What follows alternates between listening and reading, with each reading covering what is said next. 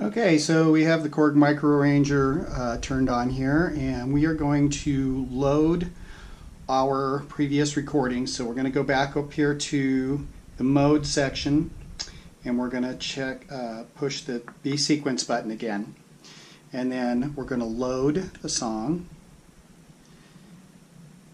and we're going to go to the up button here and go down and find.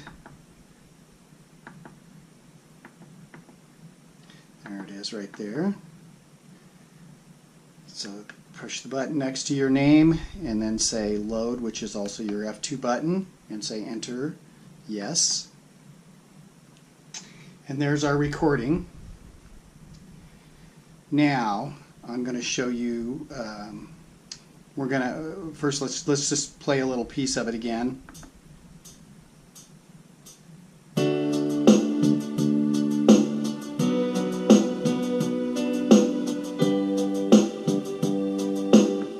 Okay, so we've got that. We've got it loaded up.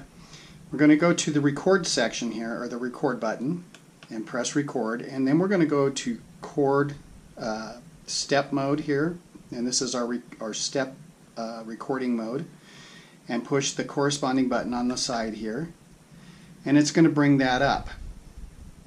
Now, what we can first do is we can look and see if our if we got all of our chord changes on the beat. So we go up here and push the button next to our measure, and we can rotate through the measure, and right now you can see that this is the intro, the break for the intro, and then as soon as we hit the second measure, the first beat, it changes our chord to a D, which is, looks like we might have come in just a little bit early, but it's probably alright. And we're going to go ahead and rotate that through. So we came in a little bit late with the B minor.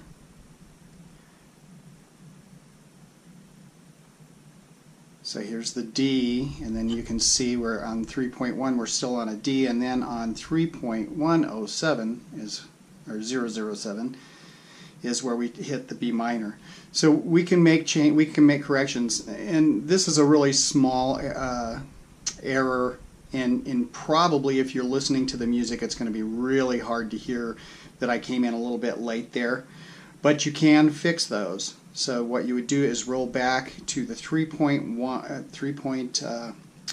measure 3, beat 1, and you push the button next to your chord, and you can come over here and play a B minor, and it will change that to a B minor for you. And then you can go back up here to your measure and rotate, and you can see your B minor still there.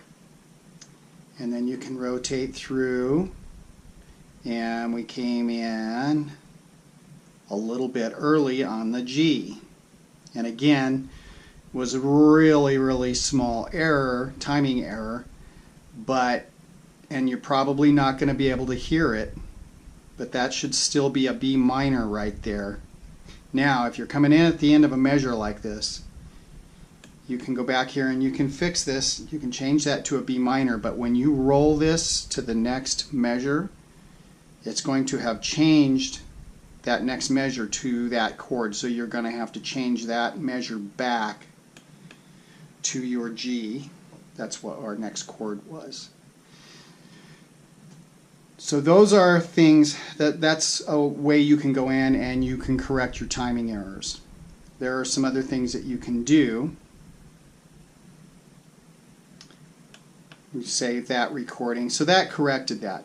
Now, I believe around beat or measure 10 here, we could have stuck a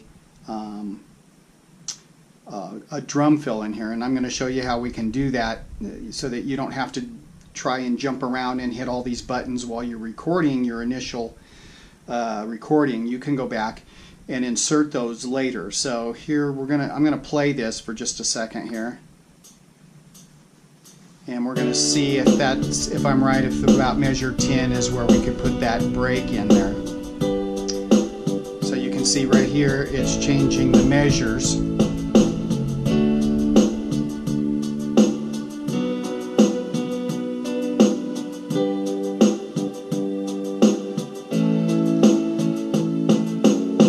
So right there, coming in from measure 9 into measure 10, there's a little bit of a drum fill there, but we could actually correct that or add a different drum fill if we wanted to. So we go back up here to our record, and we go back to step record again, and then we go up here to our measures, and we can rotate through, or we can use our buttons right here that show you, that change your measure.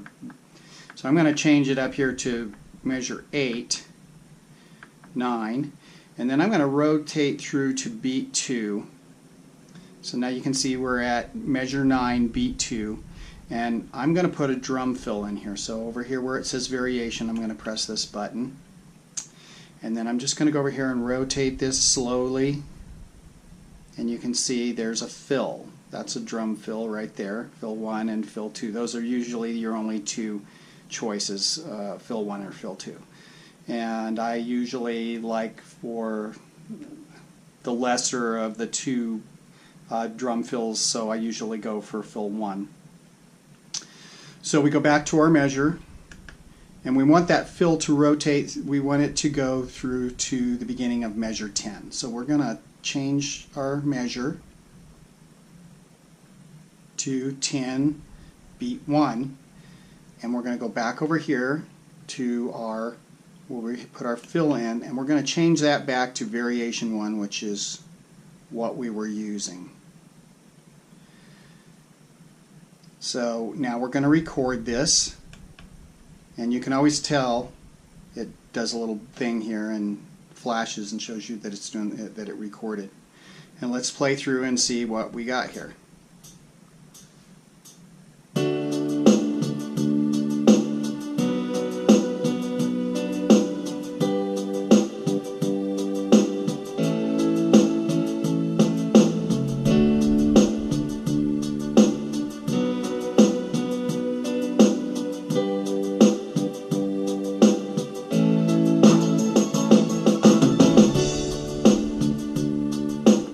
So you can see that it put the drum fill in there. Now that was probably a little bit much for me, but it's great for putting, drum fills are great for leading you into the next part of your song. So if that's where your vocals are going to come in, which is in this case that's where our vocals would have come in, that's a really nice feature to have that music cue you that the vocals are ready to come in.